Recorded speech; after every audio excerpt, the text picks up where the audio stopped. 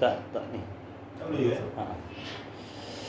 أعوذ بالله من الشيطان الرجيم بسم الله الرحمن الرحيم الحمد لله رب العالمين والصلاة والسلام على رسول الله وعلى آله وصحبه أجمعين اللهم صل وسلم على سيدنا محمد وعلى آل سيدنا محمد استغفر الله العظيم الذي لا إله إلا هو الحي القيوم وأتوب إليه حسبنا الله ونعم الوكيل على الله توكلنا ولا حول ولا قوة إلا بالله العلي العظيم لرضاء الله تعالى الفاتحة أعوذ بالله من الشيطان الرجيم بسم الله الرحمن الرحيم الحمد لله رب العالمين الرحمن الرحيم مالك يوم الدين إياك نعبد وإياك نستعين اهدنا الصراط المستقيم صراط الذين أنعمت عليهم غير المغضوب عليهم ولا الضالين آمين بسم الله الرحمن الرحيم الحمد لله رب العالمين والصلاة والسلام على رسول الله وعلى آله وصحبه أجمعين سبحانك لا علم لنا إلا ما علمتنا إنك أنت العليم الحكيم اللهم افتح علينا حكمتك وانشر علينا من خزائن رحمتك يا أرحم الراحمين ربنا زدنا علما وفهما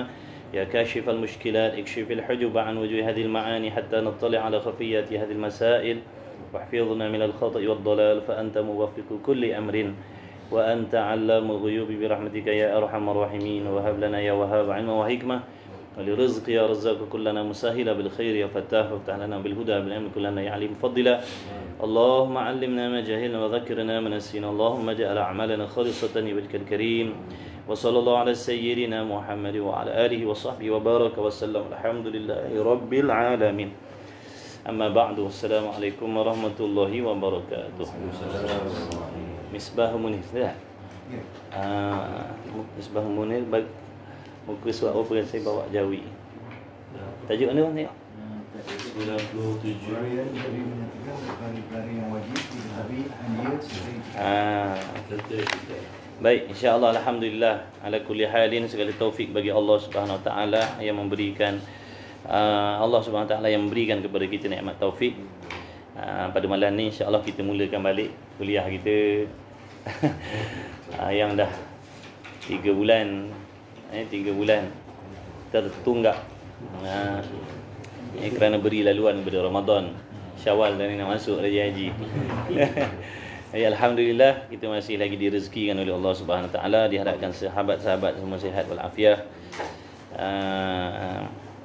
Dan sama-sama kita memperbetul dan memperbaiki niat kita. Mudah-mudahan Allah Ta'ala mencucurkan rahmatnya, keredaannya, maghfirahnya, ilmu yang bermanfaat untuk kita jadikan panduan dan pedoman sebagai usaha dan ikhtiar kita memperbaiki amal ibadah kita di sisi Allah Subhanahu Wa Ta'ala. Allahumma amin. Baik, muka surat 39 Jawi, Risalah Misbah Munir. Jadi tajuk kita malam ni katanya musannif qala Syekhul Musannif rahimahullah taala wa nafa'ana bi ulumihi fid daraini amin. Huraian yang terakhir pada menyatakan setengah-setengah perkara yang wajib atas mukallaf mengerjakan. Segala yang disuruh wajib oleh Allah dan meninggalkan segala yang ditegah haram oleh Allah. Bermula barang yang dituntut perbuat. Bermula barang yang dituntut perbuat. Yakni bermula sesuatu perkara yang disuruh oleh Allah Subhanahu. Betul situ? Belakang lagi. Oh, huraian yang pada menyatakan perkara-perkara yang wajib diketahui. Situ. Tapi dah sampai dan setengah daripada. Dan setengah daripada. Jadi Nabi itu. Nabi. Sambung situ. Masya-Allah 3 bulan cuti. Dan setengah daripada yang jadi Nabi itu. Siapa dia? Sayyidina Khidir alaihi salatu wassalam. Dan Khalid bin Sinan dan Hanzalah bin Safwan. Jadi Sayyidina Khidir, Khalid bin Sinan dan Hanzalah bin Safwan ni adalah sebahagian daripada sebahagian daripada nabi-nabi. Apa perbezaan di antara nabi dan rasul? Nabi-nabi ni Allah Ta'ala mewahyukan amalan-amalan tertentu, hukum hakam tertentu untuk diamalkan buat diri mereka sendiri, bukan untuk disebarkan, bukan untuk mengajak orang lain. Ada pun Rasul Allah Ta'ala wahyukan hukum hakam kepada mereka, serta untuk mereka amalkan, serta diajak orang lain, serta diajak orang lain supaya serta disebarkan kepada orang lain. Itu beza di antara Nabi dan Rasul. Tiap-tiap Rasul adalah dilantik oleh Allah di kalangan Nabi-Nabi. Setiap Rasul pasti Nabi. Setiap Nabi belum pasti Rasul. Baik.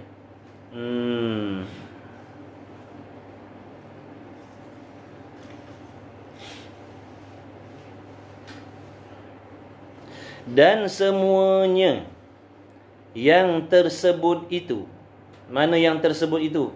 25 orang Rasul tu.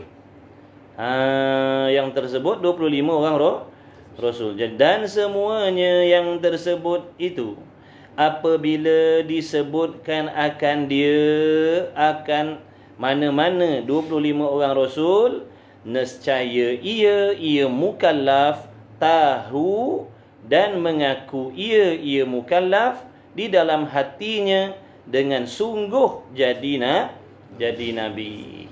Okay. Hukum mengetahui nama-nama Rasul tu, yang seramai 25 orang tu, hukumnya fardu ain. Mana wajib kita kena tahu, wajib kita kena maklum 25 orang Rasul tu. Tak wajib hafal, tapi wajib tahu. Beza hafal dengan tahu. Kalau hafal ni mana-mana kita boleh sebut. Mana-mana tempat kalau orang tanya kita boleh sebut satu persatu sebab kita hafal.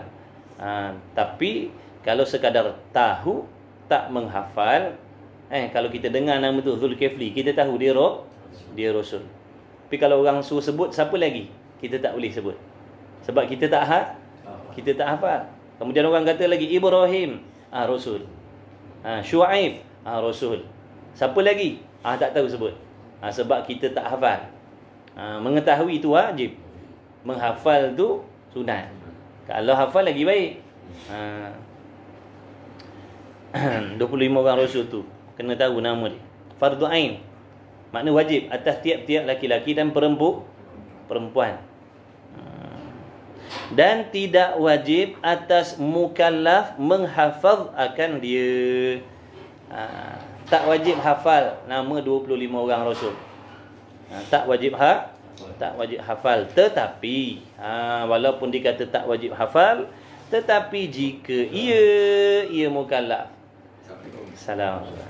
jika ia mukallaf hafaz juga, maka iaitu terlebih baik daripadanya. Kalau hafal tu lebih baik daripada tidak menghafal. Dan setengah daripada yang wajib i'tiqad. Apa maksud yang wajib i'tiqad? Makna yang mesti ada di dalam pegangan tiap-tiap diri kita, laki-laki dan perempuan. I'tiqad, bila sebut i'tiqad ni perkara dalam dalam hati. Akidah ni pun dalam hati.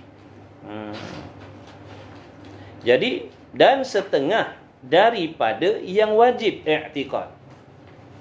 Makna wajib i'tiqad. Wajib di sini makna wajib syar'i. Buat dapat pahala, kalau tak buat berdosa. Tapi dalam bab i'tiqad ni, kalau dia tak i'tiqad sedemikian, boleh merosakkan akidah. Mana dia dan setengah daripada perkara yang wajib i'tiqad, bahawa jadi Nabi itu daripada semata-mata kehendak Allah. Ini perkara i'tiqad. Wajib kita yakin, wajib kita percaya, wajib hati kita menerima dan menyungguhkan bahawasanya menjadi Nabi ataupun Rasul itu adalah semata-mata kehendak Allah. Kehendak Allah. Allah yang pilih, Allah yang lantik, Allah yang rezekikan siapa-siapa yang dia kehendak. Tak dapat bagi siapa-siapa berusaha Walau dengan sekuat-kuat usaha sekalipun. Sekalipun kita bermati-matian beribadat. Bermati-matian ibadat. Sembahyangnya banyak, Qurannya banyak, selawatnya banyak, hatinya bersih.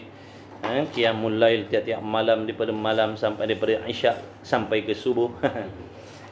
Hatinya baik, tak ada buat khianat dengan manusia, adil dengan manusia, tak buat zalim. Apa yang Allah suruh dia buat, apa yang Allah larang ditinggalkan zahir dan batin. Tak boleh menaikkan martabat hamba biasa menjadi apatah lagi Rasul. Nak jadi Nabi pun tak boleh dengan berusaha. Yang boleh diusahakan ni menjadi orang soleh, menjadi orang soleha, menjadi wali-waliullah, kekasih-kekasih Allah. Itu boleh boleh diusahakan dengan bermati-matian beribadat, membersihkan hati sebersih-bersihnya, merendahkan diri dengan Allah sentiasa. Tak ada dalam hatinya sifat mazmumah, yang ada dalam hatinya semua sifat mahmudah. Kemudian dia menunaikan hak-hak kepada Allah Ta'ala seperti mana yang Allah suruh. Dia meninggalkan apa yang Allah larang, pada zahirnya dan pada batinnya. Dia jaga hak-hak sesama manusia. Dia banyakkan amal ibadat. InsyaAllah boleh nak mendapatkan martabat soleh-solehah ataupun kekasih Allah. Itu boleh diusahakan. Jadi peluang nak menjadi soleh, peluang nak menjadi solehah, peluang nak menjadi orang yang dikasihi oleh Allah ni, Allah buka pada semua. Allah buka pada semua, laki-laki, perempuan, tua, muda. Allah Ta'ala buka peluang. Maka barang siapa yang bersungguh-sungguh, insya-Allah dia akan perolehlah. Dia akan dapatlah martabat soleh-solehah ataupun martabat waliullah tu, martabat wilayah. Wilayah tu makna pangkat jadi wali. Wali ini maknanya kekasih Allah dengan bersungguh-sungguh beribadat. Banyak-banyak beribadat, taubat banyak contohnya, rendah diri. Dia tak buat zalim dengan siapa-siapa. InsyaAllah adalah peluang dan harapan nak jadi soleh-solehah waliullah ada. Jadi kalau mana-mana orang mengaku dia jadi nabi, dia mengaku jadi rasul, kemudian dia tunjukkan benda yang pelik-pelik, benda yang menyalahi adat, benda yang pelik-pelik ditunjukkan. Tiba-tiba dia mengaku jadi nabi, dia mengaku jadi rasul, walhal selepas daripada wafatnya Rasulullah sallallahu alaihi wasallam, maka jatuh kafirlah dia. Siapa-siapa yang mendakwa, yang mengaku dirinya nabi, dirinya rasul, sama ada laki-laki ataupun perempuan, maka jadi kafir. Orang yang mengaku jadi nabi, jadi rasul selepas daripada Nabi sallallahu alaihi wasallam, jadi kafir dia. Serta orang yang membenarkan pun jadi kafir. Orang yang membenarkan, contohlah yang mengaku jadi nabi ni si A, kemudian kawan-kawan dia 3, 4, 5 orang percaya benda tu, jadi kafir juga dengan kawan-kawan sekali, wala'iyadzubillah. Jadi jangan kita membenarkan.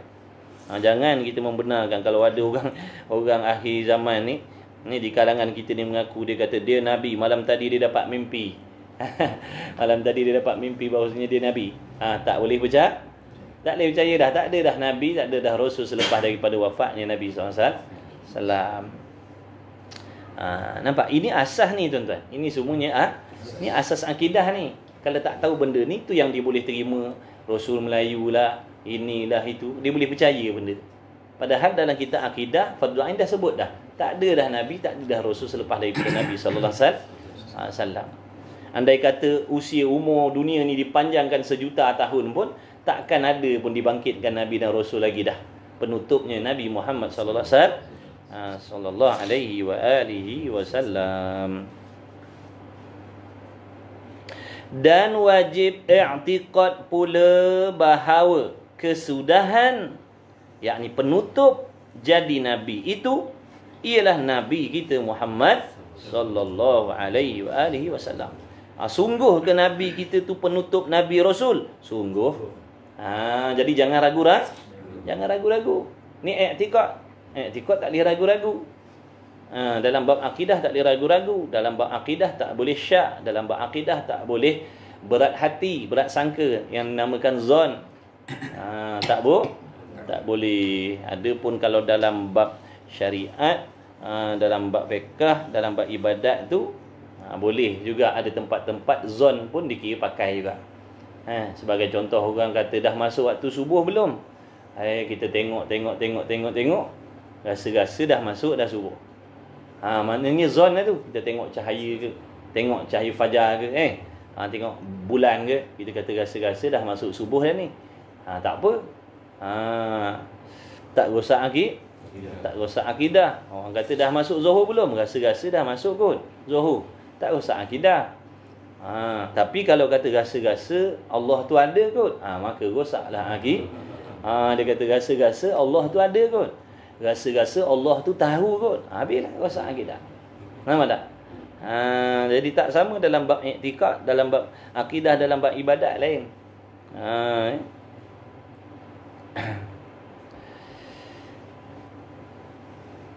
Maka jika ada sesiapa yang mendakwa, makna mengaku jadi nabi, bila yang dia mengaku jadi nabi tu kemudian daripada Nabi Muhammad SAW, dia kata dia ni nabi lepas daripada Muhammad. Aku ni nabi, dia kata selepas daripada Nabi Muhammad sebenarnya ada lagi nabi. Siapa? Dia cakap. Maka nescaya jadi ia orang yang ngaku nabi tadi kafir dengan ijma', walaupun dia bergurau. Walaupun dia bergurau, nak buat lawak-lawak, dia kata dia nabi, rosak akidah. Jangan main-main dalam bab akidah, tak boleh buat gurau-gurau. Tak boleh buat gurau-gurau. Dan wajib i'tikad dan mengaku di dalam hati, makna yakin serta jazam. Yakin serta jazam. Jazam ni makna teguh dah, tak berubah dah. Apa keadaan sekalipun, tonggang terbalik macam mana pun tak berubah dah. Dia tetap macam tu. Tu namanya jazam. Jazam sungguh dah, padat, padu, mantap dah. Orang tak boleh nak goyang dengan kita. Tu nama jazam. Jadi keyakinan kita pada Allah mesti jazam.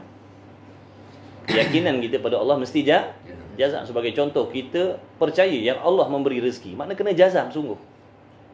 Yakin serta jazam. Yakin yang Allah tu bagi rezeki serta jazam, makna tetap hati kita memang sungguh.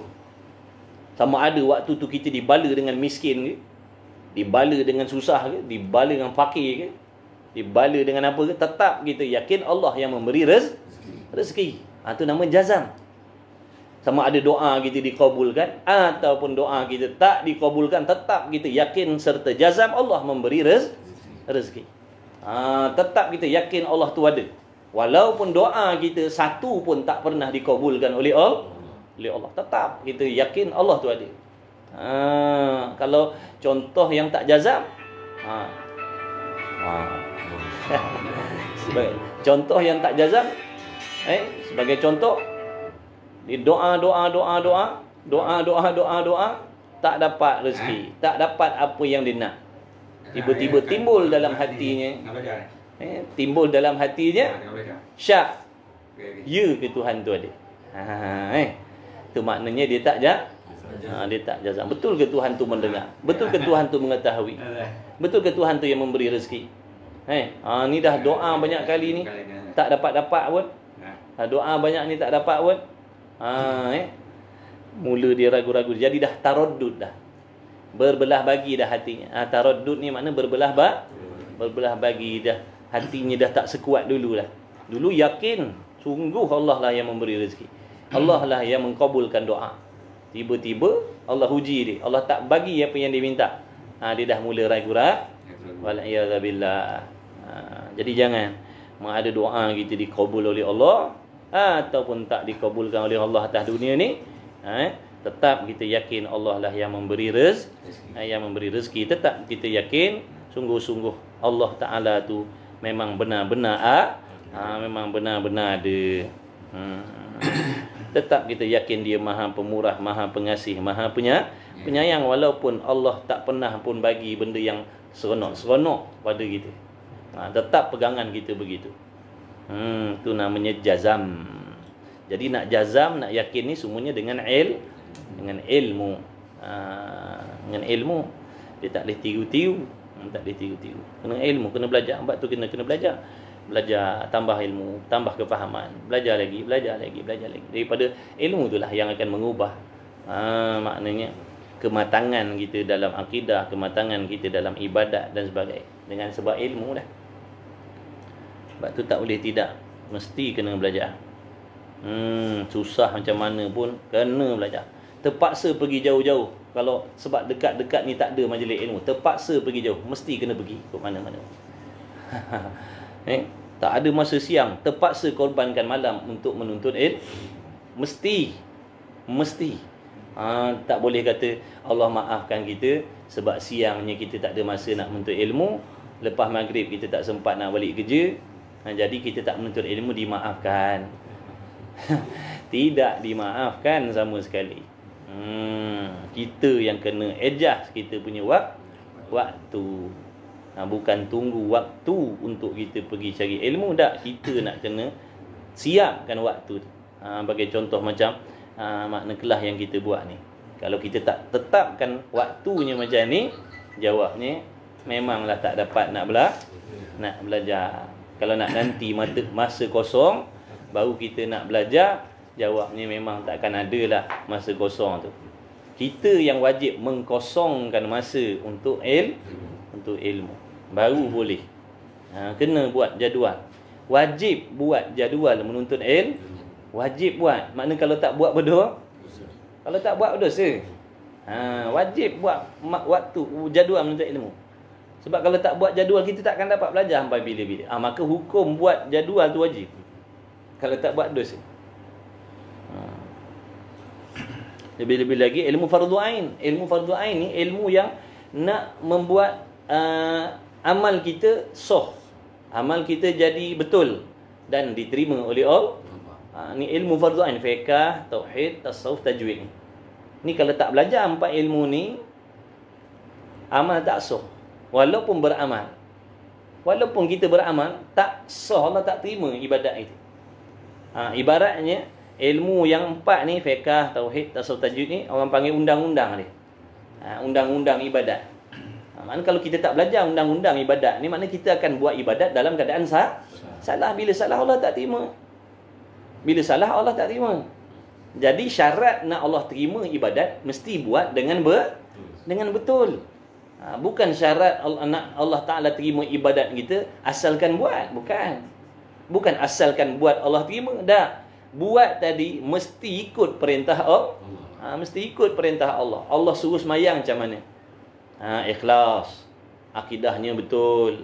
Menempati syarat rukun, suci daripada hadas besar kecil. Macam tu. Bukan main buat, lepas tu Tuhan terima. Bukan macam tu. Kita kena usaha. Buat sebab-sebab yang disuruh oleh Allah, kemudian harap Allah terima. Nak terima tak nak terima, itu hak Allah. Itu hak Allah. Hak kita sebagai hamba, buat seperti mana yang Allah suruh. Dia nak terima pun dia adil, dia tak nak terima pun dia tetap adil juga. Kita tak boleh kata apa Tuhan, aku dah buat betul-betul ikut syarat rukun, tiba-tiba tak terima. Dah, itu hak Allah. Itu hak Allah. Masuk dalam perkara mungkin, perkara yang harus bagi Allah. Harus bagi Allah nak terima amalan kita, harus bagi Allah tak nak terima amalan kita, walaupun kita buat bertepatan dengan syarat dan rukun. B.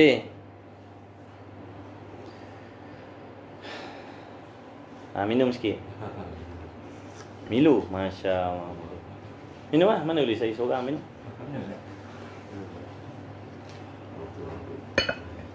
Alhamdulillah.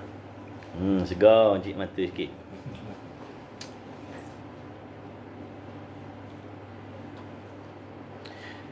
Maka jika ada dan wajib i'tiqad dan mengaku dalam hati akan ada bagi Allah Ta'ala beberapa kitab yang diturunkan atas beberapa rasul.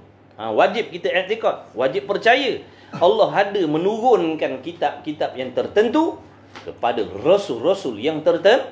Rasul-rasul yang tertentu. Mana dia kitab-kitab tadi? Setengah daripadanya kitab Taurat. Taurat yang asli. Taurat yang asli tu, yang Allah Ta'ala turunkan bagi Nabi Allah Musa tu. Taurat yang tu, bukan Taurat yang ada hari ni. Taurat yang hari ni tak boleh pakai kerana dah diubah suai. Taurat yang asal tu kita percaya benar segala isi kandung dalam. Semua dalam tu mengajak mentauhidkan Allah. Dalam tu juga menceritakan tentang lagi akan dibangkitkan Nabi dan Rasul yang terakhir. Kitab Taurat yang asal, bukan Taurat sekarang. Taurat sekarang tak boleh percaya. Maksudnya wajib kita percaya Taurat yang asal tu memang sungguh daripada Allah.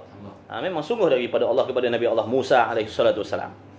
Dan kitab Injil, makna Injil yang asal, yang mana Allah Ta'ala turunkan kepada Nabi Allah Nabi Allah Isa alaihi salatu wasalam. Tu Injil yang tu, bukan Injil sekarang. Bukan Injil sekarang, Injil yang asal.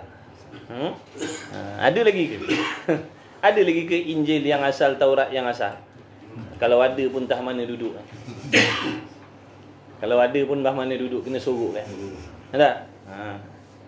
Kalau ada tak? Tahir tetap. Tahir atau tidak? Ada pun tahir tetap. Kalau ada pun tahir tidak. Tapi tengoklah, kalau betul mesti dia akan cerita tentang tauhid kepada Allah. Mesti dalam tu mengajak beriman kepada Rasulullah. Tak ada mencela Nabi. Ni tak. Dalam kitab-kitab tu yang dah diubah suai tu, dicelanya Nabi, difitnahnya Nabi. Nauzubillah. Dan kitab Zabur bagi Nabi Allah Daud alaihi salatu wassalam. Nabi Allah Daud. Suara dia sedap tak? Nabi Allah Daud ni. Suara dia sedap, kan main lagi. Kalau dia baca, Masya Allah, burung-burung dia berhenti. Air sungai dia berhenti. Tercengang dia punya bacaan. Suara dia bukan main sedap lagi. Tapi tak boleh lawan lunaknya suara Nabi Muhammad SAW. Tak boleh lawan.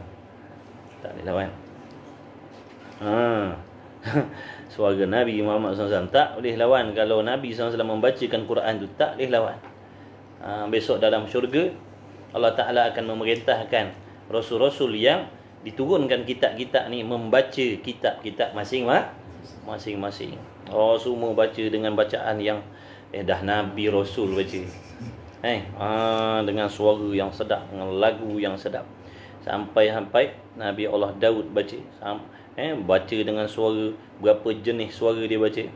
Lagu tak tahulah lagu macam mana. Suara dia 7 jenis suara dia baca.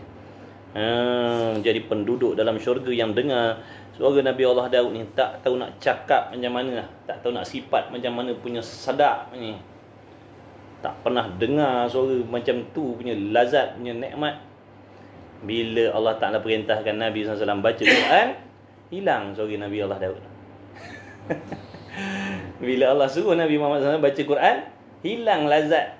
Maknanya tertutup lazatnya suara Nabi Rasul-Rasul yang sebelum yang bacakan kita. Tu nak menunjukkan Nabi kita lebih daripada yang lain-lain. Yang lain pun lebih juga. Lebih lagi Nabi kita Muhammad SAW.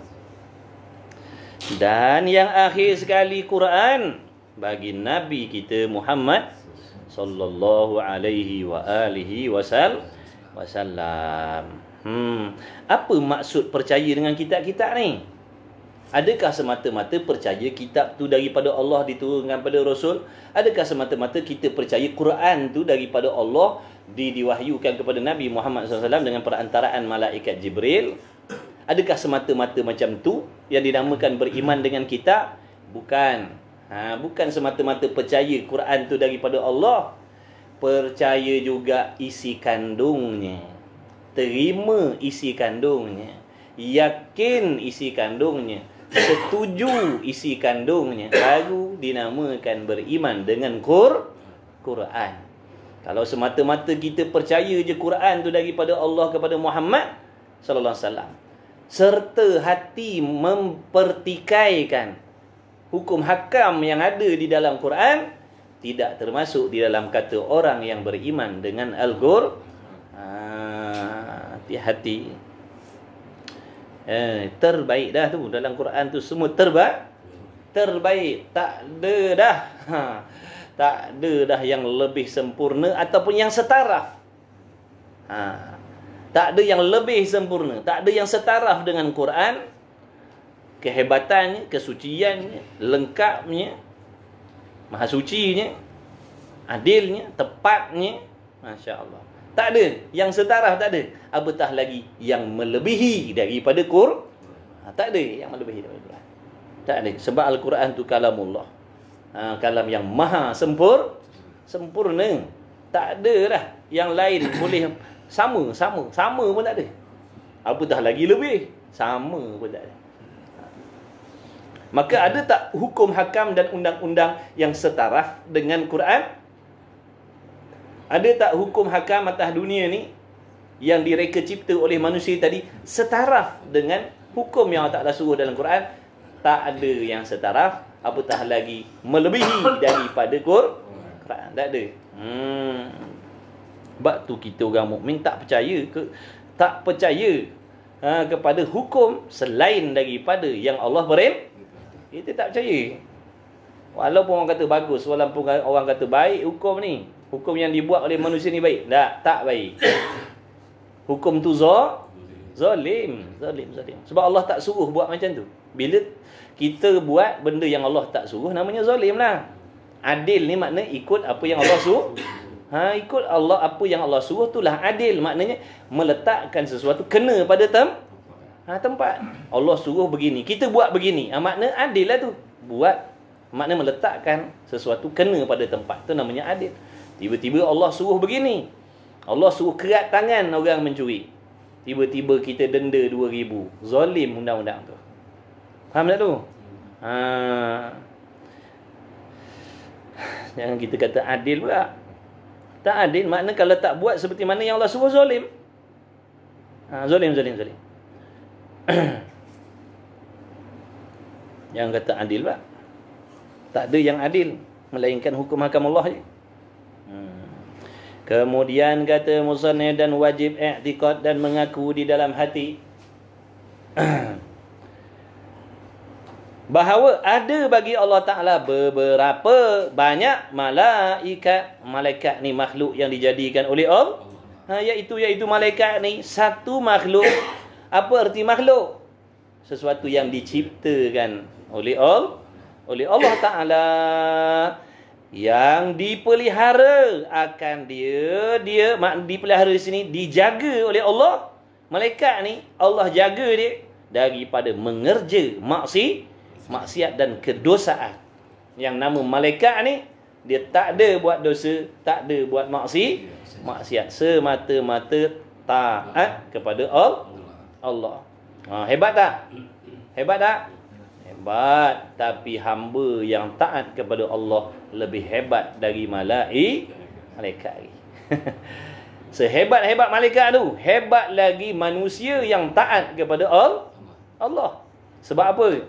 Kerana manusia nak taat kepada Allah tu kena lalui macam-macam dugaan, cabaran, halangan, hasutan zahir dan batin. Sehingga dia jadi orang yang taat kepada Allah. Nak taat kepada Allah ni dijumpa macam-macam benda yang menghalang, yang menghasut dia. Dunianya, makhluknya, manusianya, apa lagi? Syaitannya, nafsunya. Nak mentaati Allah tadi, kena lawan benda-benda tu lagi. Tengok kalau kita ngaji Minhajul Abidin nanti, insya-Allah habis kitab penawar kita baca Minhajul Abidin, insya-Allah. Dia cerita selok-belok perjalanan ibadat. Jadi yang nama taat ni, nak mentaati Allah ni, macam-macam nak kena jumpa. Bila sebut taat ni memang benda tak serok. Memang benda tak seronok. Sebab apa? Taat ni benda yang melawan nafsu kita. Makna melawan diri kita sendiri. Nafsu tu makna diri kita sendiri. Nak kena lawan diri kita sendiri bukan mudah.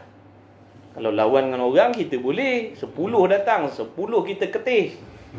10 orang datang, 10 orang kita ketis. Main-main ni. tapi belum tentu boleh ketih diri sendiri. Nafsu kata tak payahlah semayang, tak payahlah duha, esoklah, tak payahlah baca Quran malam ni, habis. Tak kuat nak lawan diri sendiri. Tapi kalau lawan orang, jangan main-main. Siapa berani? Mai sini. Semua aku akan ada. Nampak tak tu? Sebab itulah sebut dalam kitab sana, orang yang sebenar-benar kuat ni bukan orang yang kuat bergaduh tau. Bukannya dia juara dalam taekwondo, juara dalam silat, juara dalam tempur dah, bukan. Orang yang benar-benar kuat ni adalah orang yang boleh memiliki diri dia, menguasai diri dia, makna menguasai nafsu dia. Itulah orang yang sebenar-benar kuat di sisi Allah.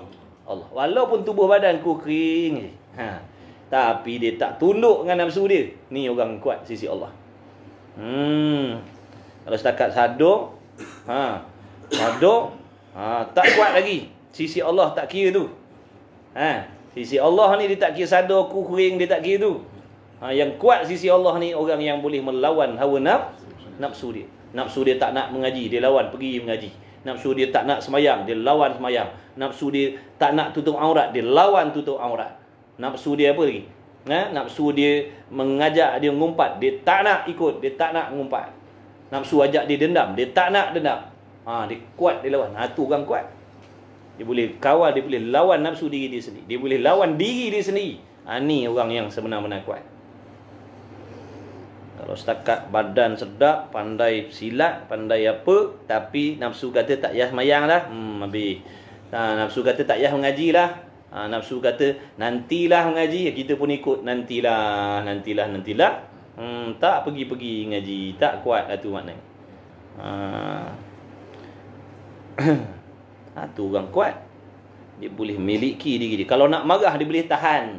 Dia boleh sabar. Dia boleh menahan diri dia. Dia boleh menahan kemarahan dia. Marah ni nak suruh buang ke nak suruh kawal? Marah ni kena kawal, bukan suruh bukan suruh buang ni. Jangan buang marah pula. Jangan buang marah tuan-tuan. Kalau tuan-tuan boleh buang marah, hukumnya haram. Haram buang marah. Marah ni satu alat yang Allah Ta'ala bagi pada kita untuk digunakan pada tempat, bukan suruh buang. Yang Allah larang marah pada tempat yang tak disuruh.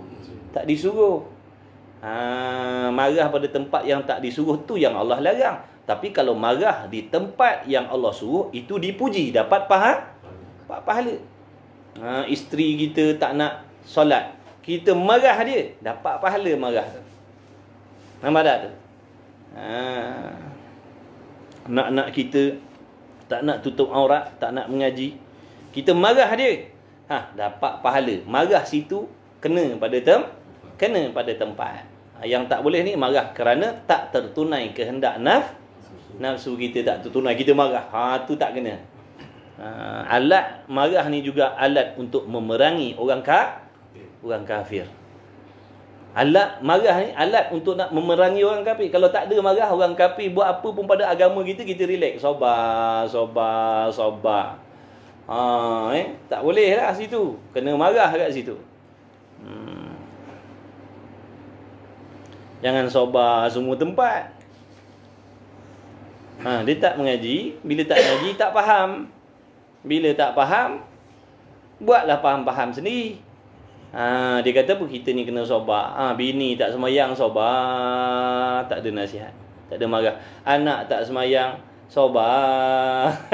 Tak kena sabar situ, kena marah. Jangan sabar.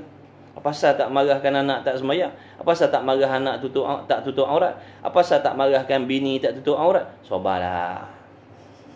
Mana boleh, kena marah. Kalau tak marah berdosa. Kalau kita sebagai suami, isteri kita buat benda maksiat, kita tak marah, dayus kita. Jadi suami dayus ni jangan harap nak masuk syurga. Tak masuk syurga, tuan-tuan. Sebab tu jangan takut, jangan gerun nak tegur bini kita. Marah ayat dia. Tak kena tempat marah lah. Marah tu tadi dengan hikmah lah, bukan suruh beduk dengan batang cangkul, bukan macam tu. Nasihat tu tegur, marah tegur lah tu, marah lah tu. Bukan maksud marah ni beduk dengan batang cangkul, bukan macam tu. Dan wajib i'tiqad, dan mengaku dalam hati bahawanya Allah Ta'ala ada menjadikan malaikat. Yang mana satu makhluk daripada makhluk Allah, ghaib ni. Malaikat ni ghaib, tak nampak. Kita yang tak nampak, Allah nampak tak malaikat? Allah nampak. Yang kata ghaib ni untuk kita. Jangan kata Allah pun tak nampak malaikat tu. Kan? Yang tak nampak, yang kata percaya kepada perkara ghaib, di antaranya malaikat. Memanglah kita tak nampak malaikat, tapi memang sungguh-sungguh wujud, memang sungguh-sungguh ada. Sebab apa? Sebab Nabi yang ceritakan benda tu. Nabi yang ceritakan pasal malaikat ni. Nabi benar tak? Benar. Nabi kata dalam majlis ilmu akan penuh dikerumuni oleh malaikat. Memang benar-benarlah macam tu. Sekarang ni kalau betul niat kita, ikhlas kita buat majlis macam ni, kalau betul hati kita ikhlas, maknanya itulah yang sedang berlaku dan terjadi sekarang di tempat ni. Tempat ni penuh dengan malaikat. Sungguh ke tidak? Sungguh. Kita ni sekarang ni sedang duduk bawah sayap malaikat. Nabi cakap macam tu. Orang yang duduk dalam majlis ilmu, dalam majlis zikir, makna malaikat duduk hamparkan sayap-sayapnya. Sebagai tanda redha, suka, setuju, seronok dengan majlis-majlis ilmu. Bertindih-tindih daripada tempat ni sampai ke langit sana, dipenuhi malaikat. Masya Allah tabaraka. Itulah yang sedang berlaku sekarang kalau betul niat kita ikhlas buat majlis ni.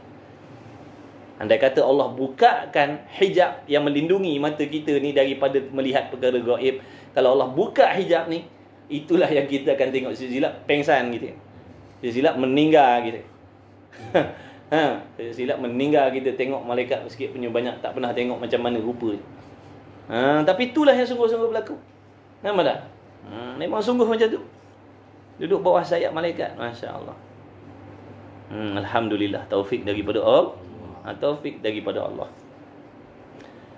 Gaib. Tapi sisi Allah, malaikat tak gaib. Nyata pada sifat pelihat Allah. Nyata pada sifat pelihat Allah. Malaikat ada tak? Ada. Jangan lupa dah belajar dulu. Tiap-tiap benda ada nyata pada sifat pelihat dan pendengar Allah.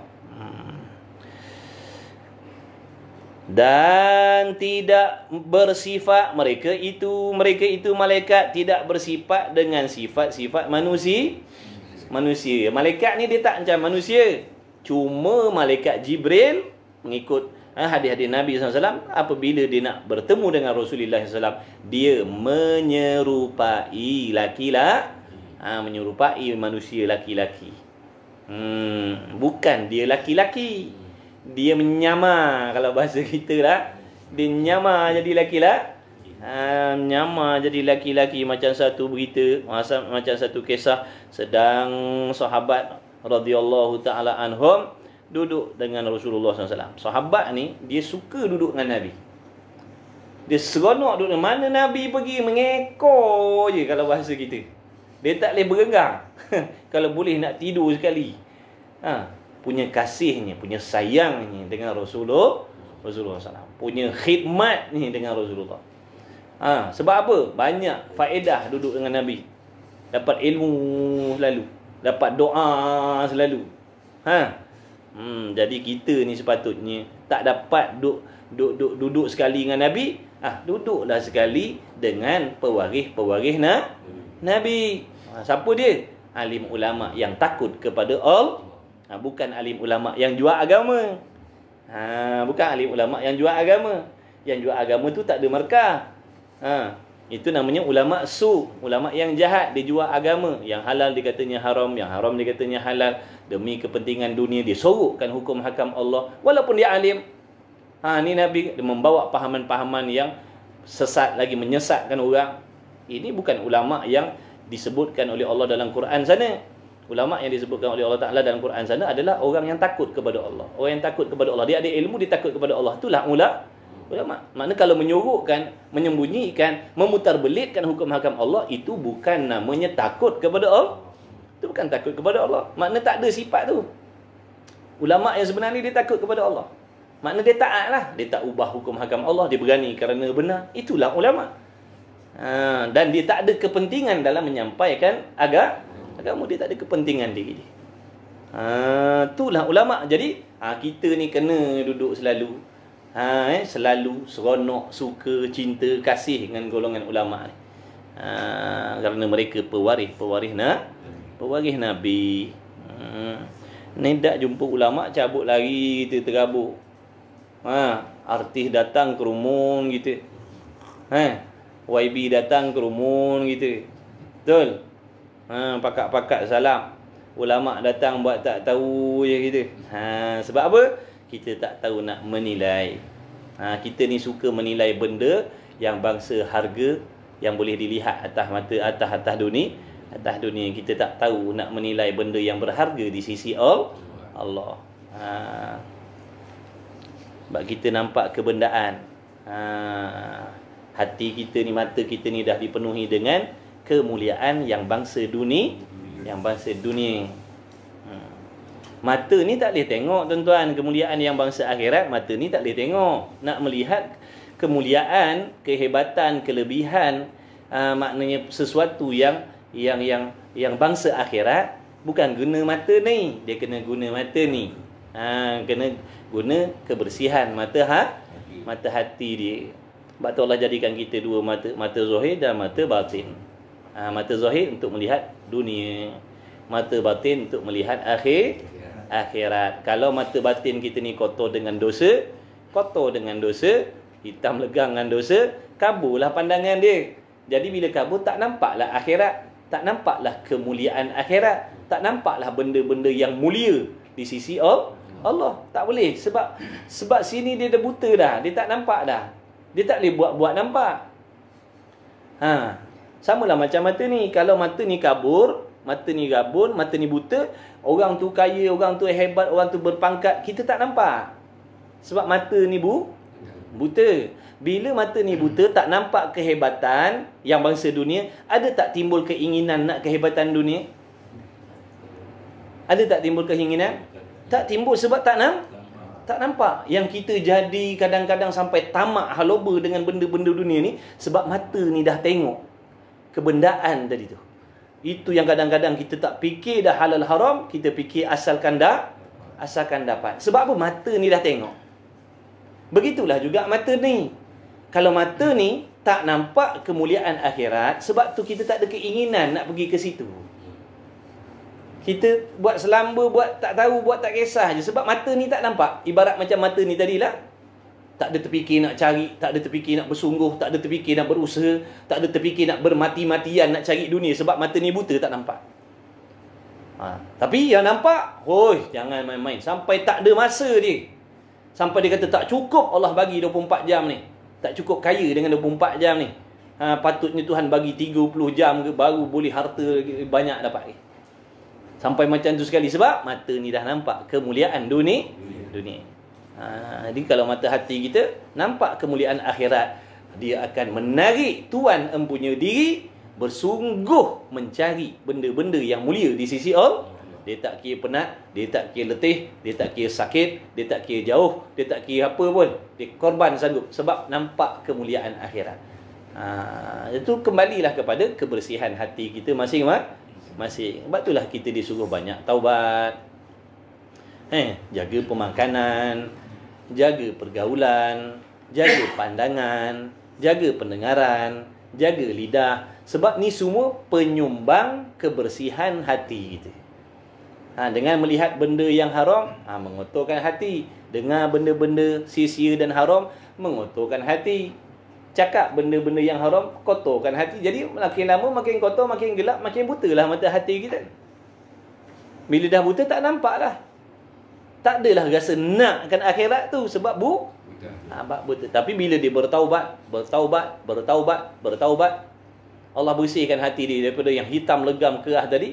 Jadi bersih hatinya. Cerah pandangan akhirat dia. Di situlah timbul keinginan dia nak usaha, nak cari ilmu, nak baiki ibadat, nak bagi diri. Kita tengok alim ulama tu lah, dia tak kira penat lelah pengorbanan dia. Macam kita kata gila sungguh orang. Padahal tak ada apa benda pun yang dia dapat. Kita tengok Zuhair, tapi dia punya bersungguh tu, kita kata apa sampai macam tu sekali, sampai tak tidur beribadat malam-malam, apa gila sampai macam tu. Samalah macam orang yang tak kira tidur nak cari harta benda dunia. Dia dunia pun ada kegilaan dia, akhirat pun ada kegilaan dia. Masing-masing ada gila. Dah di antara dua gila tadi, yang mulianya gila kan akhirat. Dia tak berhenti beribadat. Orang kata gila ada tu. Tapi gila yang macam tu mulia. Yang satu tadi tak ingat akhirat, cari dunia. Bukan cari dunia, bukan cari gerta tak ingat dunia. Salah tu. Dia tu cari gerta, bekerja tak ingat dunia. Bukan sebab ingat dunia lah kerja macam tu. Cari gerta sampai tak semayang, cari gerta sampai tak ada ruang nak pergi belajar agama, itu namanya cari gerta dalam keadaan tak nampak tak nampak akhirat, bukan tak nampak dunia. Dia kata cari gerta, tak nampak dunia. Gila dunia, bukan gila dunia. Dia tak nampak akhirat. Cari gerta tak ingat dunia, dia kata. Ingat dunia dah cari gerta sampai macam tu. Kalau dia ingat akhirat, dia tak cari gerta macam tu. Sampai satu masa, cukup. InsyaAllah RM30 sehari pun insyaAllah Allah Ta'ala akan bagi berkat. Sekarang masa untuk aku nak pergi belajar pula. Dia akan bagi kan masa dia. Dia akan bagi. Walaupun pendapatan dia begini, dia akan yakin Allah Ta'ala akan mencukupkan dia. Walaupun dengan nilai yang tak banyak tadi. Nampak tak? Itu nama berkat. Kalau tak berkat, dapat 200-300 sehari pun, rasa tak cukup. Gitu. Bila tak cukup tu yang kita kejar lagi. Umur makin lama makin pendek. Yang lebih teruk, sedang seronok kejar dunia tadi, malaikat pun kejar dia juga. Malaikat pun kejar. Malaikat sampai dulu. Semayang fail lagi. Mandi wajib tak betul lagi. Akidah tak betul lagi. Hati tak bersih lagi. Tuhan tak kenal lagi. Mati dah. Macam mana nak jawab tu? Macam mana nak ngadap akhirat tu? Dalam keadaan tak ada persiapan. Sedangkan kita yakin akhirat tu ada. Kita yakin ada soal jawab muka nakir dalam kubur. Kita yakin ada dosa. Kita yakin ada pahala. Kita yakin taat tu dibalas dengan nikmat. Maksiat dibalas dengan bala. Kita yakin benda tu. Inilah yang akan berlaku tuan-tuan. Bila sampainya kematian tu, kita jadi terperanjat sangat. Bila sampainya kematian tu, kita terperanjat sangat-sangat. Ya Allah, tak ada persiapan. Ibarat macam tu. Ya Allah, tak ada persiapan lagi. Tapi nak balik tak dah tak boleh dah. Terperanjat. Kalau kita kata terperanjat, beruk kita. Bila datangnya kematian tu, masing-masing terperanjat. Masing-masing tak sangka yang dia mati pada waktu tu. Inilah yang berlaku pada orang-orang yang mati. Dia terperanjat sangat-sangat. Dalam dia tu sedang berseronok serta hatinya yakin nanti aku akan ada peluang menuntut ilmu, nanti aku akan ada peluang beribadat, nanti aku akan ada peluang bertaubat, nanti aku akan ada peluang nak buat baik. Dalam keadaan yang macam tu tadi, dalam sibuk mencari benda-benda dunia tadi, datangnya kematian. Ini yang sangat-sangat orang panggil mengecewakan. Tak tahu dia punya kecewa dia. Punya kecewanya tak tahulah tuan-tuan. Orang yang mati dalam keadaan tak ada persiapan ni, dia punya kecewa tak tahu nak bayang macam mana. Sebab apa? Dia yakin dia akan diazab oleh Allah. Dia yakin dia akan diazab oleh Allah. Masa tu tak tahu penyesalan macam mana. Itu yang minta Allah Ta'ala hikayatkan dalam Quran. Wahai Tuhan, kau kembalikanlah aku balik di dunia. Kau kembalikanlah balik. Aku nak baiki dah kelemahan aku. Aku nak baiki dah kesilapan aku. Tak nak dah tangguh-tangguh. Makna andai kata kau izinkan aku hidup balik, aku nak mula dah buat ibadat. Sampai macam tu sekali. Tapi Allah tak izinkan. Sebab Allah dah bagi kita belas tahun. Allah dah bagi kita puluh tahun. Allah dah bagi kita siang dan malam. Sama macam orang lain juga. Tak ada orang lain Allah Ta'ala bagi 30 jam sehari, kita Allah Ta'ala bagi 10 jam sehari. Tak. Semua sama modal Allah bagi. Saya dan tuan-tuan semua Allah bagi modalnya kalau kira sehari 24 jam. Umur kita tu. 24 jam tu umur kita, usia kita. Yang mana usia ni adalah kepala modal. Kepala modal untuk perniagaan akhirat. Allah bagi kita. Allah adil. Allah bagi semua modal yang sama. Baik orang Arab, baik orang Melayu. Baik lelaki, baik perempuan. Baik orang cacat, orang sempurna. Modal Allah bagi semua. Allah tak pilih bulu. Engkau orang Arab, ambil 30. Engkau orang Melayu, 15 dah lah. Dah, Allah bagi sama semua. 24 jam. Tapi sayangnya, orang yang tak cerdik, digunakan modal tadi untuk buat benda lah. Bukan untuk perniagaan akhirat. Dia buat benda lain. Ibaratnya kalau kita pinjam, buat pinjaman modal, orang lain pakat-pakat pinjam niaga. Dapat, dibuat modal niaga. Kita dapat juga modal, kita beli motor contoh. Pinjaman lulus tak? Asalnya tadi nak niaga. Tiba-tiba kita dapat pinjaman, kita beli motor pula tak? Tiba-tiba datang orang yang bagi pinjam tadi.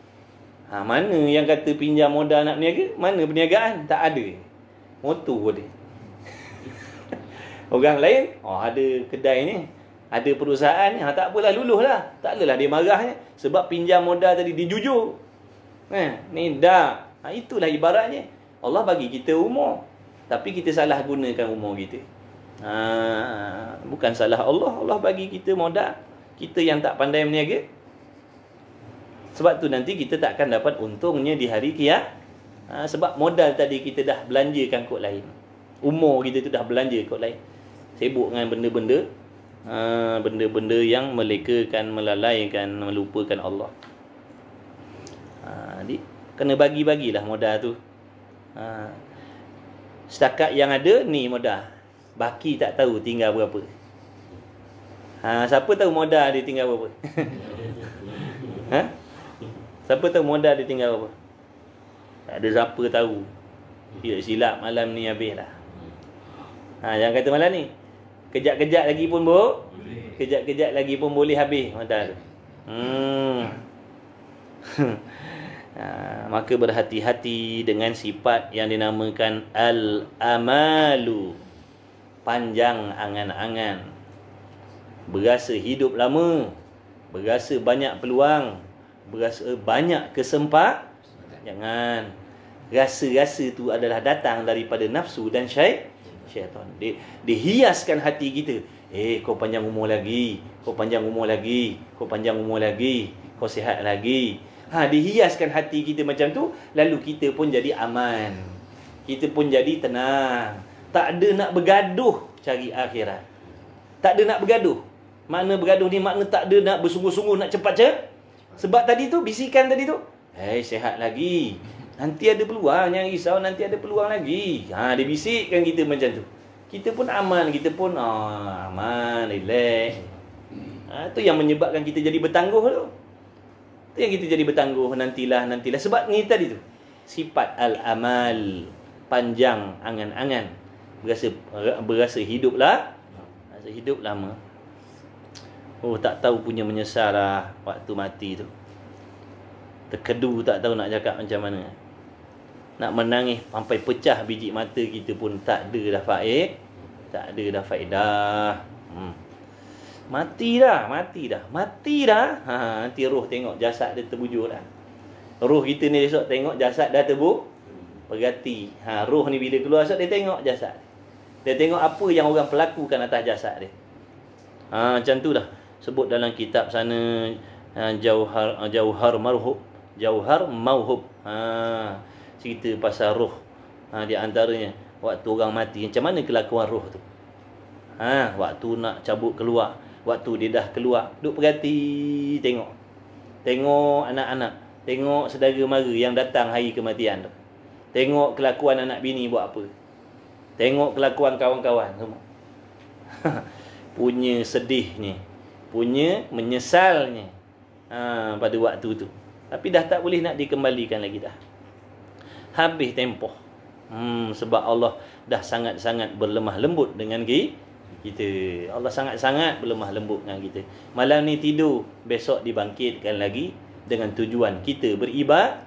Rupa-rupa besok kita bangkit, kita tinggalkan ibadah. Allah bagi tidur lagi malam lusa. Allah bangkitkan lagi supaya kita gunakan lusa tu besok tu beribadah. Tak, kita salah guna lagi. Allah bagi lagi peluang hidup. Maknanya ibaratnya bila kita tidur ni kita mati lah.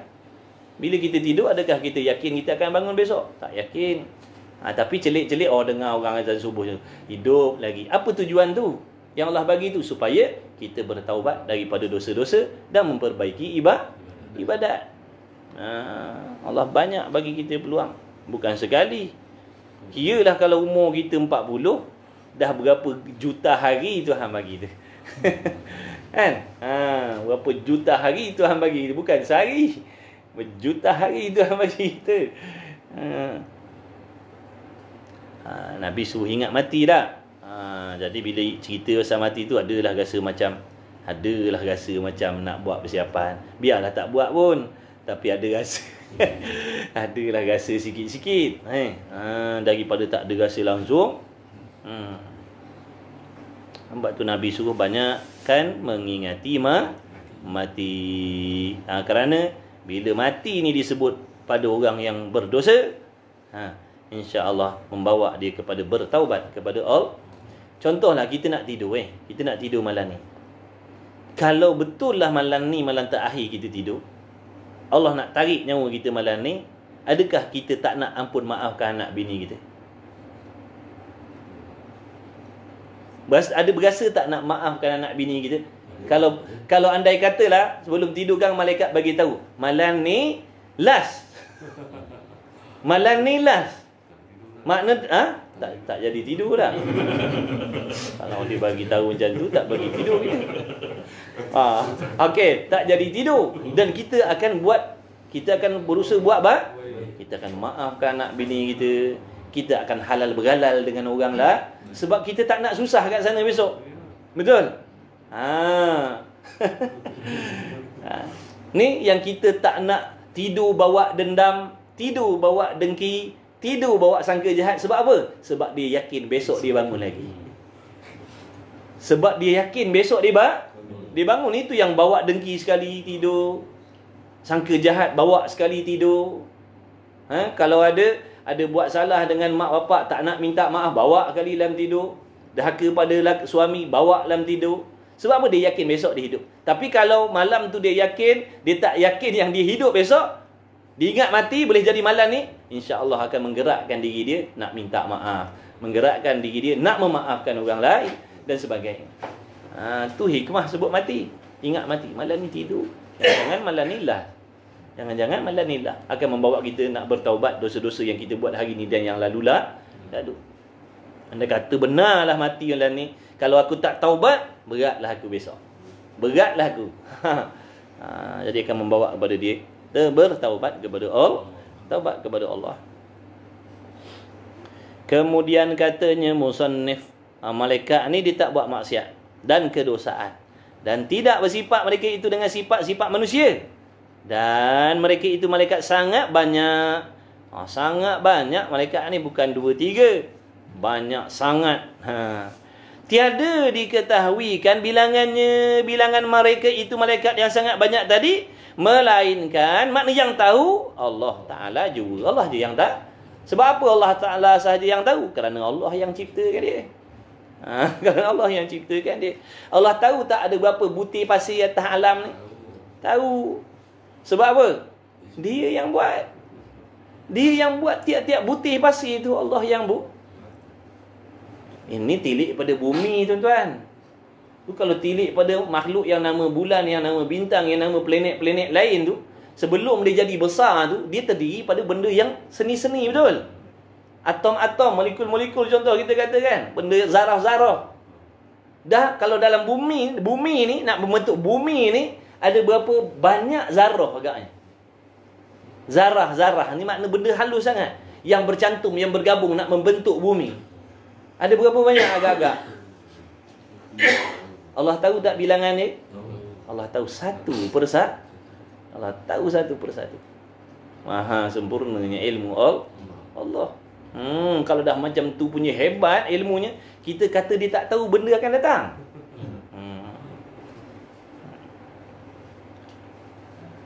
Ingat Allah suruh benda yang Allah tak tahu. Ingat Allah larang benda yang dia tak tahu.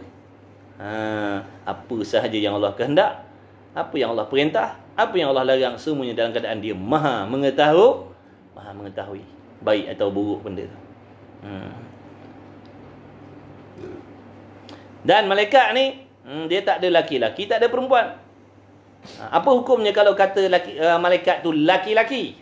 Hukumnya fasik. Jangan cakap malaikat laki-laki. Dan sebut dalam kitab sana siapa mengatakan malaikat tu perempuan ataupun betina, kufur hukum dia. Barang siapa yang mengatakan malaikat tu perempuan, malaikat tu betina, kufur. Apa yang kata malaikat tu laki-laki, fasik. Sebab dia bukan laki-laki, dia menyerupai laki-laki. Dia semata-mata taat. Makna kalau Allah kata azab, dia akan azab seazab-azabnya. Dia tak ada berlebih kurang. Sebab dia kalau berlebih kurang, dia derhaka kepada Allah. Waktu malaikat Zabaniyah ni yang Allah Ta'ala jadikan dalam neraka besok, sampai waktu bila sampai waktu nak kiamat besok, Allah perintahkan malaikat Jibril pergi bertemu dengan malaikat Malik, ketua penjaga neraka. Sampaikan pada malaikat Malik, persiapkan azab yang seazab-azabnya, yang sedahsyat-dahsyatnya, sebab nak diazab orang-orang yang ingkar kepada Allah. Makna dia akan buat persiapan yang sedahsyat-dahsyatnya. Dia tak ada kata belah kasihan lah, tak apalah Tuhan suruh macam tu, aku buat lebih-lebih kurang. Dia tak buat macam tu. Sebab kalau dia buat macam tu, dia ingkar kepada Allah. Samalah macam malaikat Munkar Nakir yang duk azab orang dalam kubur. Makna dia azab sungguh-sungguh, tak ada belah kasihan dah.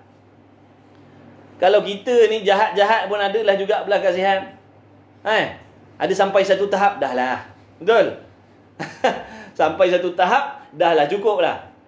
Tak, dia dah. Allah suruh azab, dia azab. Sebab kalau dia berhenti daripada azab, dia derhaka kepada Allah. Dia derhaka kepada Allah. Tu malaikat, dia taat, semata-mata taat.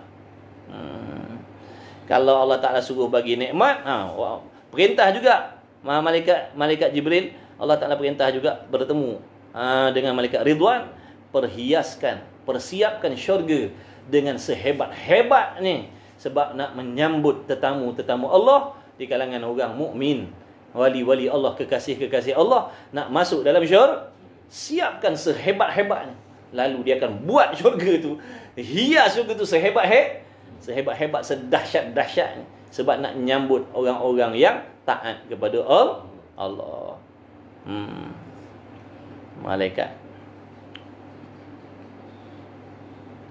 Kemudian katanya musannif, mereka itu sangat banyak, tidak diketahui. Tetapi yang wajib, walaupun kata malaikat ni sangat banyak, tak diketahui berapa jumlah, tetapi wajib dibilang akan dia dengan tafsil.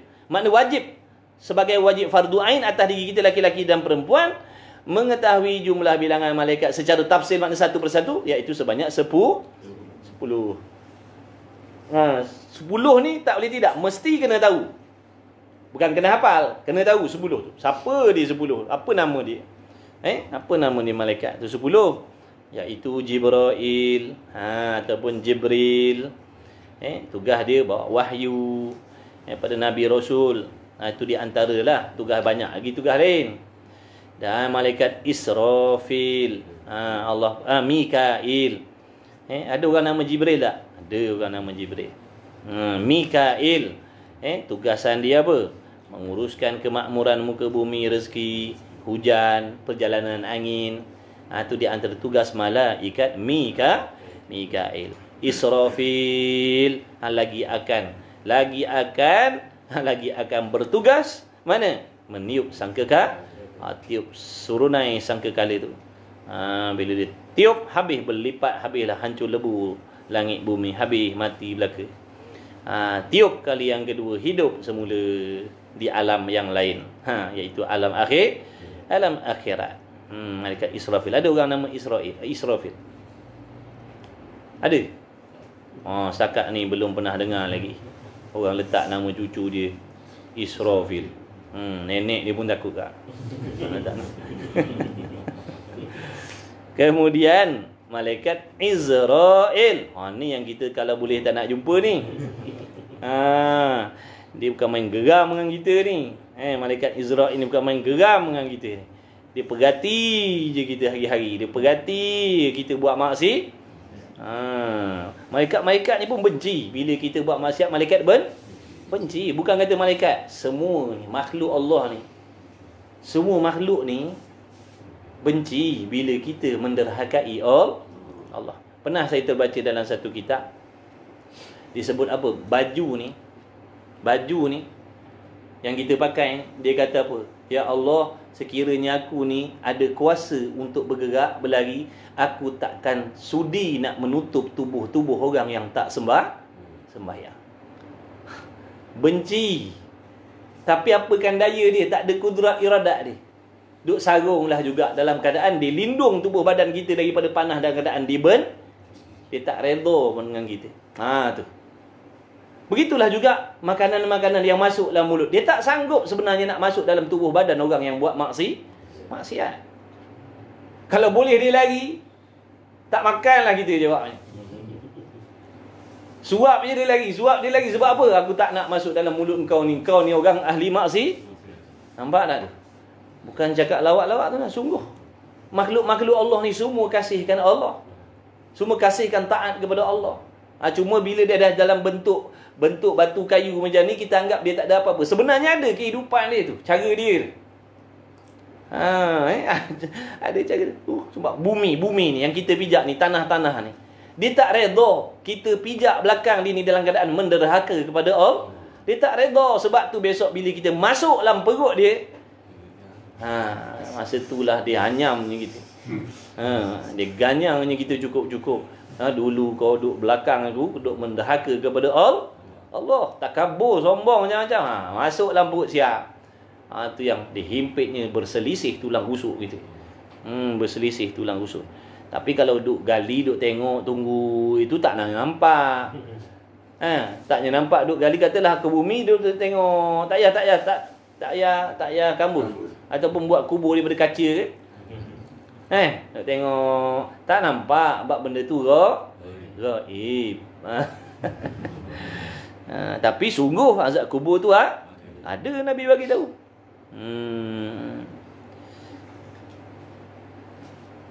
Tu semua kita akan pergi, tuan-tuan. Saya, tuan-tuan, semua akan pergi situ. Semua akan jumpa yang kata malaikat Izrail ini. Semua kita akan jumpa. Datuk nenek moyang kita dah jumpa dah. Kawan-kawan kita yang meninggal semua dah jumpa dah. Adik-beradik kita yang dah tak ada, semua dah jumpa yang nama Izrail tu. Semuanya dah rasa yang kata sakaratul maut tu.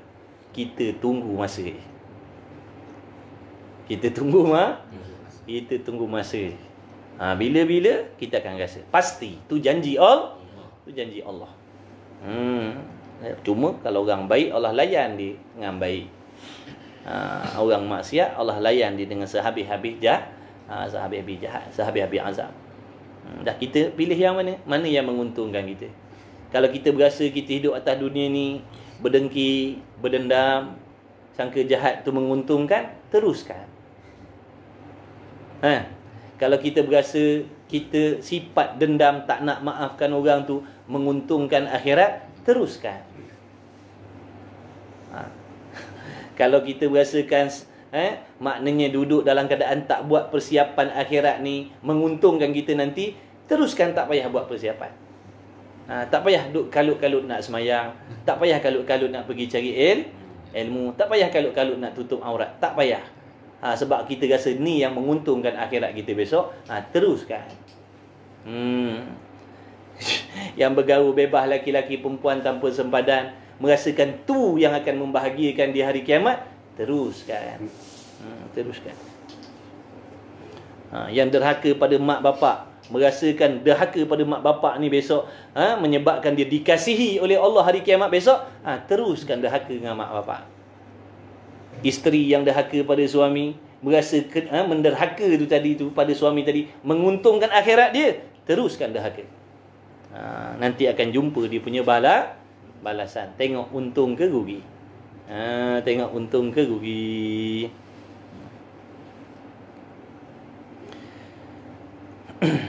Kemudian malaikat Israel, tugas dia cabut nyawa. Semua yang mati ni kena cabut nyawa dia. Cabut nyawa, tak tahu macam mana punya sakitnya. Roh-roh yang keluar daripada jasad tu. Dia ceritakan, jasad yang dicabut roh ni terbakar, hangus, hangit, azab jadi. Waktu roh nak keluar tu azab sampai terbakar jasad. Sebab tu kita kena buat sehabis-habis lembut dengan orang yang meninggal dunia. Sebab badan dia tu sakit, luka-luka, hangus, sebab roh tu keluar. Sebab tu jangan duk buat kasar-kasar dengan jenazah. Sakit dia, sakit. Sentuh pun sakit. Sentuh pun sakit. Kita akan rasa.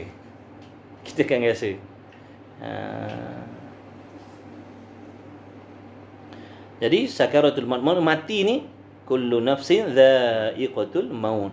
Makna akan rasa mati. Makna mati ni ada rasa dia. Mati tu sendiri ada rasa dia mati tu. Ada yang nikmat, ada yang sebaliknya. Nabi menceritakan dalam satu hadis yang maksudnya nak menggambarkan roh tu keluar. Orang yang baik-baik, rohnya dicabut dalam keadaan ibaratnya macam menarik rambut dalam tepung tu. Ibarat macam tu, mudah aja. Tapi orang ahli maksiat yang hatinya jahat, yang hatinya busuk, yang banyak dosa, yang banyak maksiat, yang kufur, yang munafik, wal'iyadzubillah min zalik, waktu roh tu nak keluar daripada badan dia tu, ibaratnya macam kain sutera yang tersangkut di pohon yang berduri. Kain sutera ni makna kain yang paling lembut sekali. Duk tersangkut kat pokok berduri. Nak tarik tu macam mana tu? Koyak gabak. Macam itulah gambaran roh orang jahat waktu nak keluar daripada jasad tu.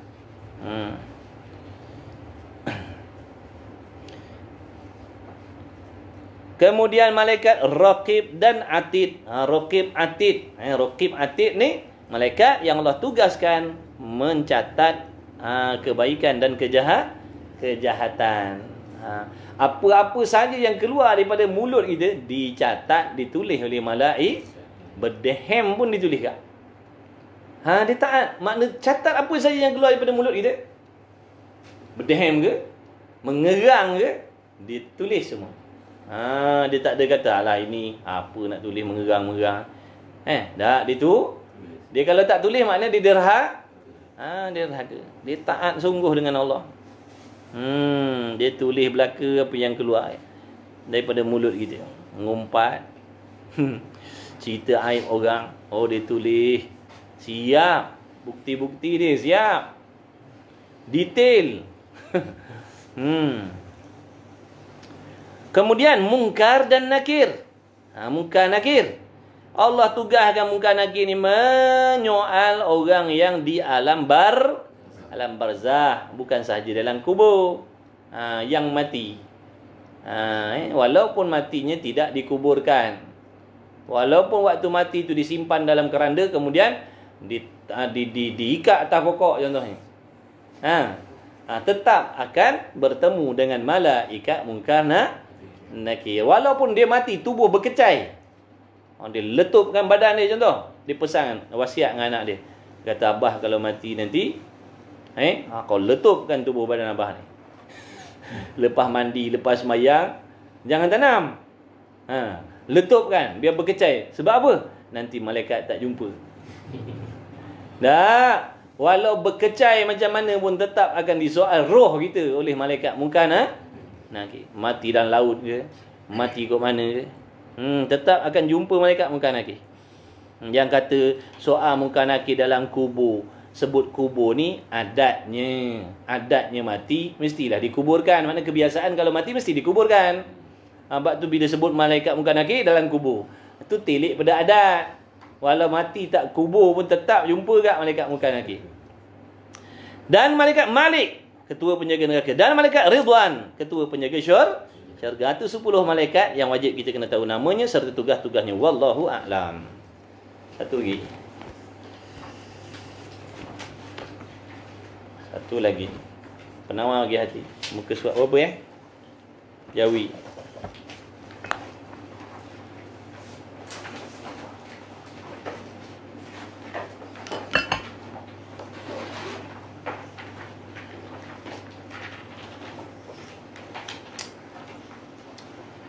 Surat apa tadi?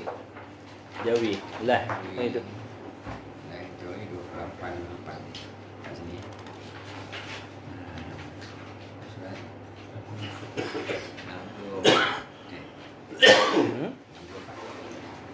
Tengok dia. Tengok dia.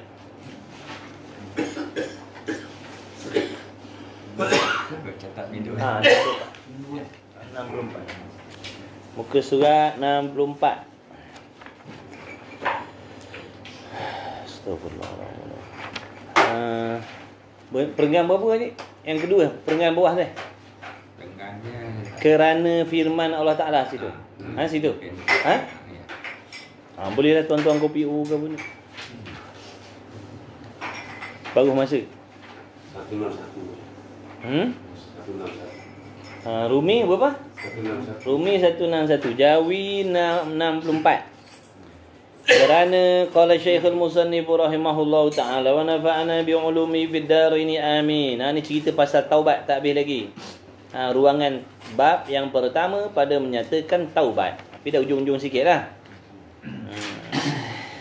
Kata musannif kerana firman Allah Taala wa huwal ladzi yaqbalu taubata an ibadihi. Ni ayat Allah nak pujuk kita orang dosa. Allah nak pujuk kita orang berdosa. Sebanyak mana dosa kita sekalipun, kalau sungguh ikhlas hatinya nak kembali kepada Allah, tetap Allah akan ampunkan dosanya. Walau dosa besar-besar sekalipun, walau dosa-dosa besar sekalipun, selain daripada syirik, selain daripada menyengutukan Allah, diampunkan oleh Allah. Dia pun zina. Dulu dia berzina, tak kira waktu. Dia minum arak, tak kira waktu. Dia berjudi, dia membunuh. Apa lagi yang dia tak buat? Semua jenis dosa maksiat dia buat. Tiba-tiba dia bertaubat kepada Allah dengan sungguh-sungguh, ikut syarat rukun. Ikut syarat rukun, dia taubat sungguh-sungguh, pasti dosanya diampunkan oleh Allah. Jadilah dia seperti bayi yang baru dilahir.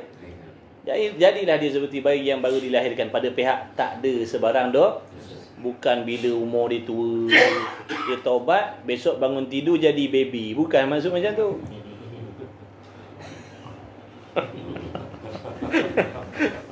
Bukan maksud macam tu.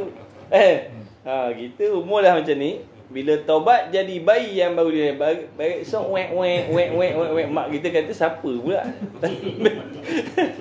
Siapa pula baby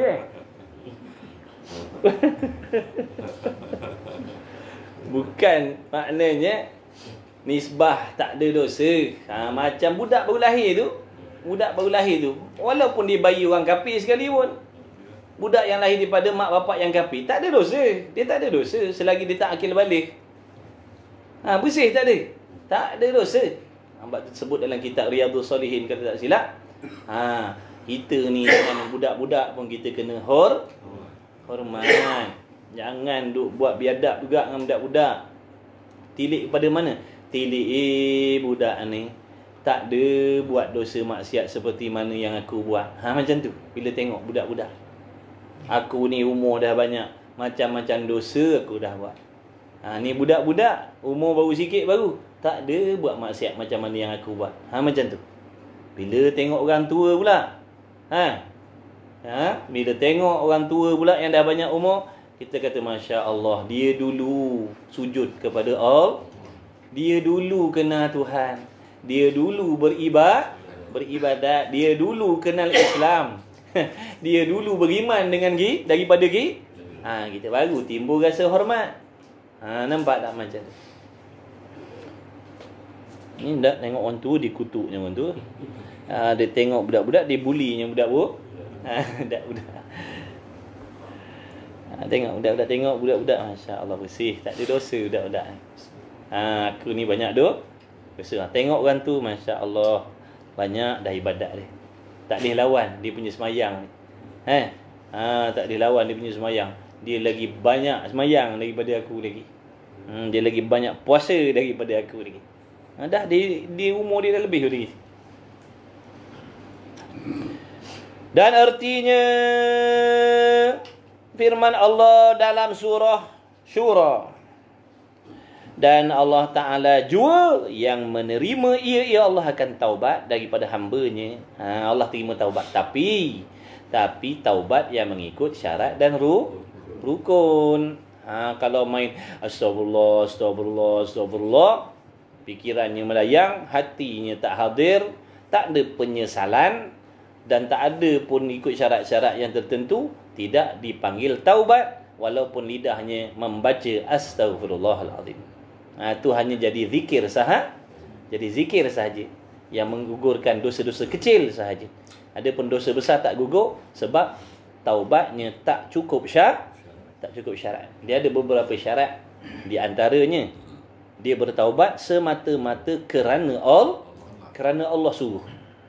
Bukan bertaubat sebab bala yang dah menimpa dia, bukan. Bukan dia bertaubat tu sebab bala yang dah menimpa dia tu. Bukan. Dia taubat sebab semata-mata nak menjunjung perintah Allah, kerana taubat ni hukumnya wajib. Macam semayang kan. Makna dia taubat bukan sebab bala. Dia taubat sebab Allah perintah taubat. Yang kedua, menyesal sungguh-sungguh. Menyesal sungguh-sungguh. Menyesal apa? Apa yang kita sesalkan? Sesal sebab hilang taat kepada Allah. Taat kepada Allah ni benda bernilai. Mentaati Allah ni benda sangat-sangat bernilai, sangat berharga.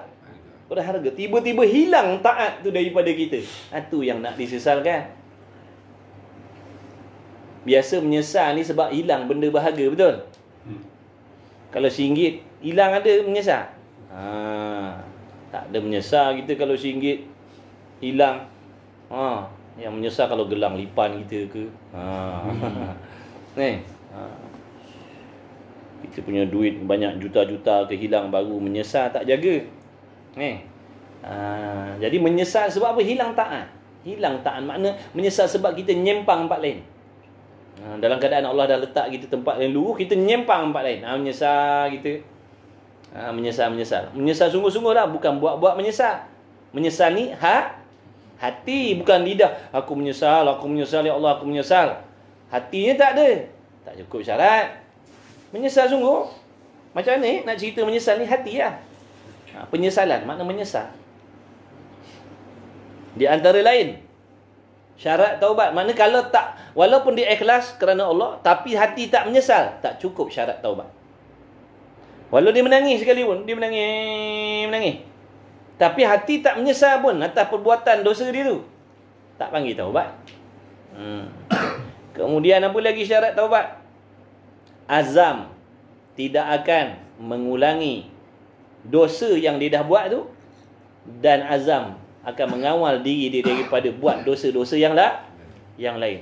Makna dia azam tinggal segala jenis dosa. Payah tak? Payah tak? Ni bukan suruh buat lagi. Azam je. Rasa macam boleh. Takkan nak kena tinggal semua tak? Dia datang timbul macam tu. Takkan tak boleh buat langsung. Takkan satu pun tak dibuat. Takkan nak kena tinggal semua. Dia datang tu. Bisikan syaitan. Sebab tu dia panggil, kalau dalam kitab Minhajul Abidin, dia kata Aqabatut Taubat, gunung taubat. Sebab apa? Nak taubat ni macam daki gunung punya payah ni. Bila nak taubat, datang bisikan, tak jadi taubat. Besok nak taubat, tergerak kita nak taubat, datang balik bisikan tu, tak jadi taubat. Contoh macam bisikan tadi lah. Di antara syaratnya azam tinggal semua. Bukan contoh kalau dia nak taubat daripada dosa minum arak, bukan azam tinggal arak je. Azam tinggal arak dan yang sama waktu dengan arak dan yang lain lah. Lain-lain. Payah tak tu? Payah. Sebab kita ni sayang nak tinggalkan dok. Tu yang kita kata, takkan nak kena azam tinggal semua. Takkan sampai bila-bila tak boleh buat. Dia datang benda macam tu pula lah. Tak jadilah kita bertaubat. Ingat senang taubat. Ingat boleh main setegepar taubat. Bukan macam tu. Dia ada rukun. Kemudian syarat lagi. Kena usaha jangan ulang dosa tu dengan sengaja. Makna bila datang balik bisikan contoh ajak minum arak tadi, dia kena lawan sesungguh-sungguhnya. Tak ikutkan. Dia tak akan mengiyakan bisikan tu. Dia cuba lawan, dia usaha tinggalkan. Makna bukan bila datang bisikan dia terus minum arak. Itu maknanya dia tak bersungguh meninggalkan. Ni bukan bermakna orang yang taubat ni bila dia taubat dia bertukar jadi malaikat. Kita jangan salah faham. Yang kata taubat nasuhah ni apa? Taubat nasuhah ni taubat yang benar tadilah, yang ikut syarat rukun tu. Itulah taubat nasuhah. Bukan taubat nasuhah ni bila dia taubat dia gubah jadi malaikat, tak ada nafsu. Setan pun lari daripada dia. Dia bertukar jadi tak makan tak minum. Dia tetap manusia. Dia tetap manusia. Dia tetap manusia.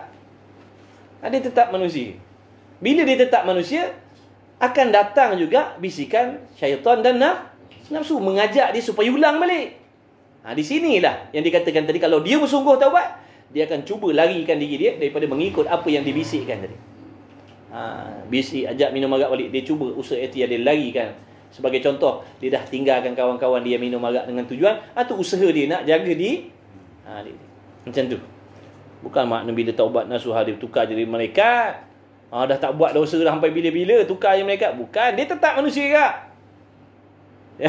Dia tetap manusia juga. Tu taubat. Dan ada syarat-syarat lain lagi. Kalau perkara wajib kena gantikan. Kalau hak orang kena pulangkan. Kena minta halal dan sebagainya. Kalau tak cukup syarat, tak bagi taubat. Dan bermula doa dengan menerima taubat seperti Allahumma taqabbal taubati. Bila dah cukup syarat rukun tadi tu, dengan menyesalnya dan sebagainya, dia pun doalah, wahai Allah, erti hey Allah, terima olehmu akan taubatku. Taubat tu wajib. Allah nak terima atau tidak, itu hak Allah. Kita kena tunaikan hak kita sebagai hamba Allah, iaitu bertaubat. Allah nak terima tidak, itu hak Allah. Tapi janji Allah, siapa-siapa taubat Allah terima. Siapa-siapa taubat Allah terima. Adalah ia kerana ketiadaan diyakinkan akan cukup segala syarat taubat itu. Sebab apa nak kena minta juga pada Allah, ya Allah terimalah taubat aku.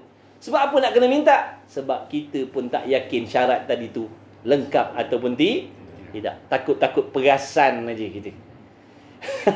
Takut-takut kita perasan aja cukup syarat, rupanya tak cukup. Sebab tu minta, ya Allah terimalah taubat aku ni. Sebab apa nak minta Tuhan terima kalau dah buat syarat? Ya dah buat syarat, tapi aku pun tak yakin syarat ni cukup ke tidak. Habis bateri dah.